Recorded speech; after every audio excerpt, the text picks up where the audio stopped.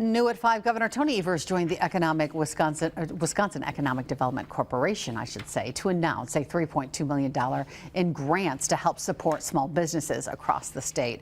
More than $400,000 of those dollars will continue programs in Fond du Lac, Kiel, and Ripon. It's part of the governor's Small Business Development Grants program aimed at helping eligible businesses with affordable building repairs, leases, other expenses that can be barriers to a growing business. Governor Evers saying, quote, "These investments we're announcing today send a message that here in Wisconsin, if you have a great business idea and the willingness to work hard to make it happen, our administration is here to support you and your good work." It's that simple, end quote.